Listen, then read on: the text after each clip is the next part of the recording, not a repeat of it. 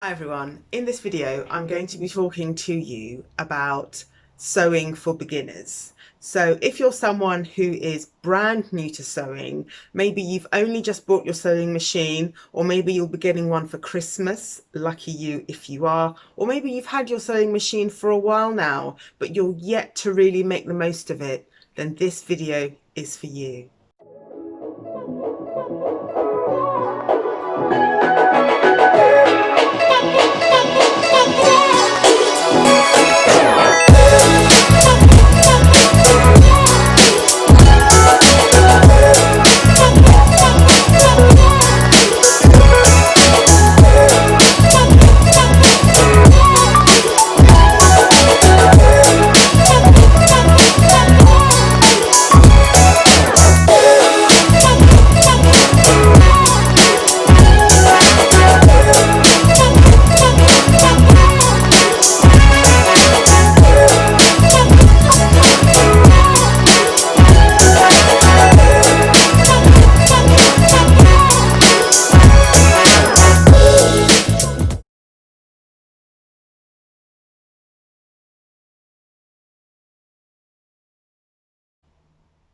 The first tip that I would give is to read your sewing machine manual and read it again and again and again. So important. It's not terribly exciting, I agree, but what it means is that you will really, and this expression, I've heard it so many times, but it's true. You will make friends with your machine. You will get to know your machine.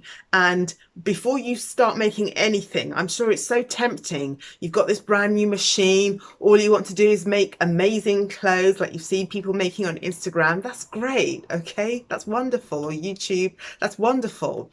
But it really is important to kind of take time, I think, from the very beginning, from the very outset, and get the basics right. So the first thing I would say is read the manual and read it again and again and again. What you will find, I had this with my manual, is that there will be lots of really good practical advice on how to sew certain stitches.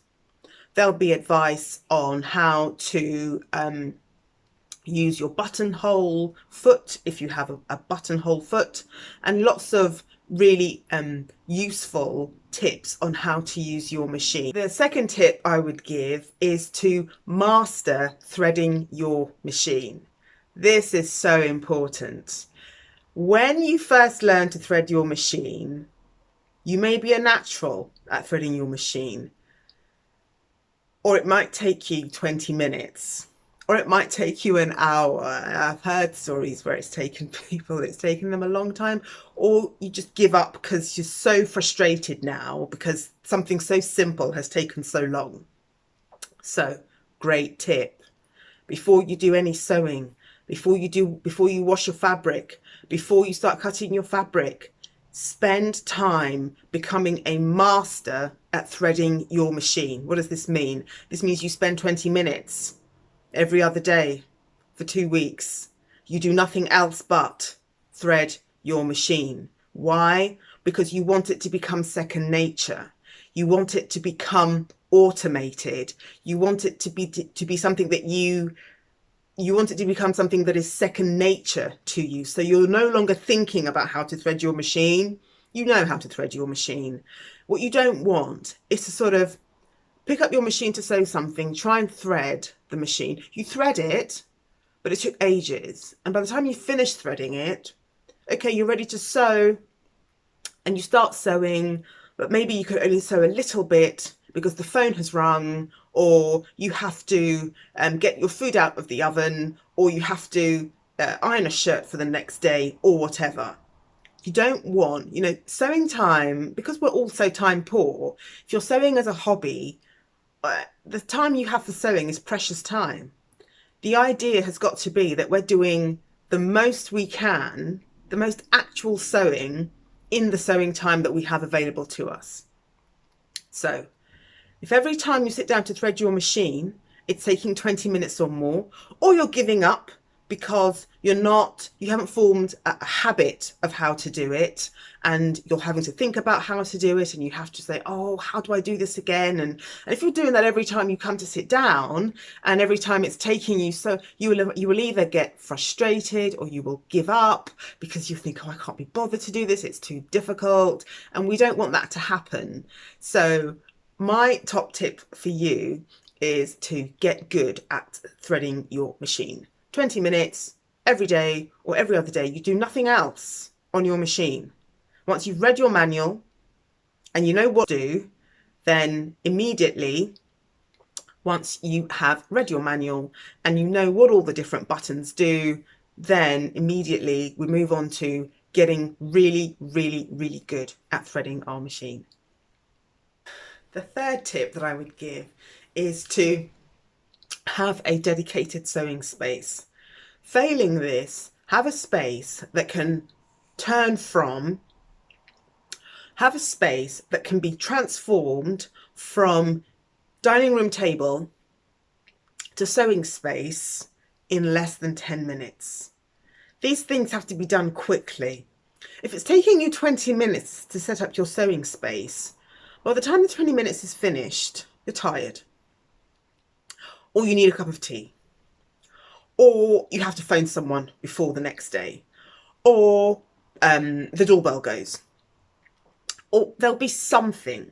So really, in terms of, you may have a dedicated sewing space, kudos to you if you do, but if you don't, then just make sure that wherever you are sewing, if you can find a space, that space can be converted from what it habitually is to your sewing space in minutes. I'm talking sort of 5 minutes. Then again, it just means that you've got more time to get on with the really exciting thing, which is the sewing.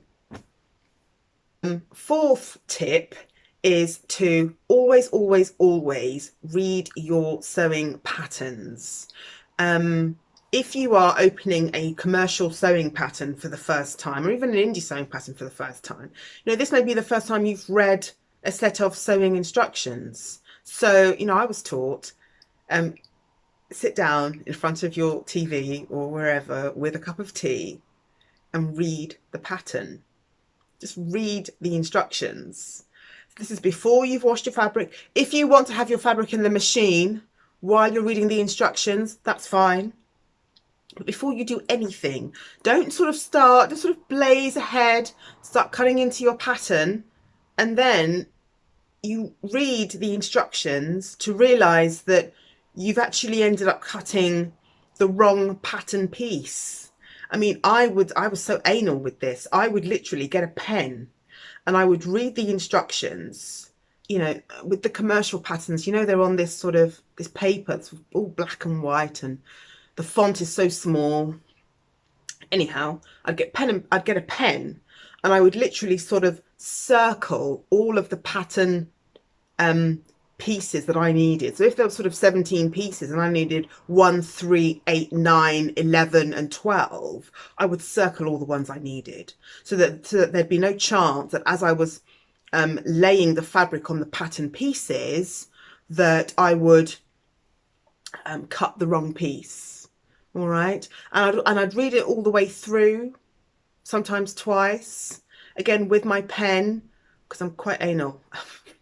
I'd underline anything I didn't understand. I'd underline, and I'd look at the glossary and just made sure that, is it cut on the fold?